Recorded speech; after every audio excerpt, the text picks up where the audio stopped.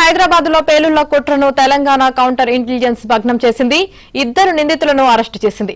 విజయనగరానికి చెందిన సిరాజ్, హైదరాబాద్ కు చెందిన సమీర్ డమ్మీ బ్లాస్ట్ ను ప్లాన్ చేశారు. సిరాజ్ విజయనగరంలోనే పేలుడు పదార్థాలు కొనుగోలు చేసినట్లు పోలీసులు గుర్తించారు. సౌదీ అరేబియా నుంచి ఐసిస్ మాడ్యూల్ ఇద్దరికి ఆదేశాలిచ్చినట్లు గుర్తించారు. ఇదే విషయానికి సంబంధించి మరింత సమాచారం మా క్రైమ్ కరెస్పాండెంట్ ప్రవీణ్ అందిస్తారు. ప్రవీణ్, ప్రస్తుతం ఈ ఘటనకు సంబంధించి పూర్తి స్థాయిలో కౌంటర్ ఇంటెలిజెన్స్ అయితే మాత్రం దర్యాప్తు కొనసాగిస్తుందని చెప్పాలి.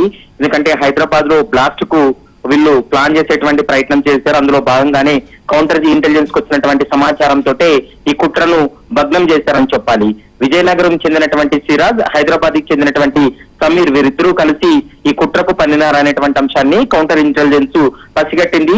ఇప్పటికే విజయనగరంలో పేలుడు పదార్థాలు కొనుగోలు చేసినట్లు, ఈ పేలుడు పదార్థాలను కొనుగోలు చేసినటువంటి సిరాజ్ ను కూడా అరెస్ట్ చేసినటువంటి పరిస్థితి అయితే కనపడుతుంది. సిరాజ్ అండ్ సమీర్ కలిసి డమ్మీ బ్లాస్ట్ కూడా ప్లాన్ చేశారు. మరోవైపు సౌదీ అరేబియా నుంచి వీరిద్దరికి కూడా కొన్ని ఇన్స్ట్రక్షన్స్ రావడం జరిగింది.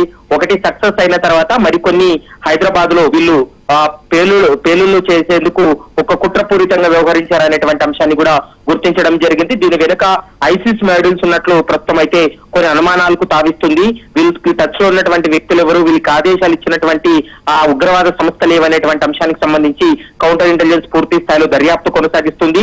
ఇంకా హైదరాబాద్ లో ఉన్నటువంటి ముఖ్యంగా స్లీపర్ సెల్స్ ఎవరైతే ఉన్నారో వారిపై కూడా ప్రత్యేకమైనటువంటి నిఘా ఉంది.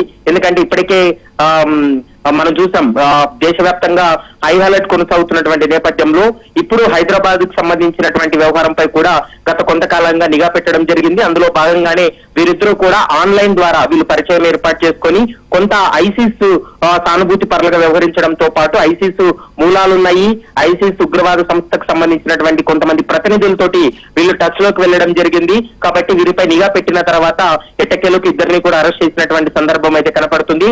హైదరాబాద్ లో బ్లాస్ట్ చేయాలనేటువంటి కుట్ర ఏదైతే ఉందో దాన్ని భగ్నం చేశారు. దీని వెనుక ఉన్నటువంటి పూర్తి స్థాయిలో ఇంకా వెనుకున్నట్టు నడిపినటువంటి వ్యక్తులు ఎవరనేటువంటి అంశానికి సంబంధించి కూడా ఇంకా విచారణలో వెల్లడి కావాల్సినటువంటి అవసరం ఉంటుంది. హైదరాబాద్ కేంద్రంగా నడుస్తున్నటువంటి ఈ వ్యవహారానికి సంబంధించి వీరిద్దరికి వెనక ఇంకా ఇతర వ్యక్తులు ఎవరైనా ఉన్నారా అన్న కోణంలో కూడా పూర్తి స్థాయిలో దర్యాప్తు అయితే కొనసాగుతుందని చెప్పుకోవచ్చు. యామిని.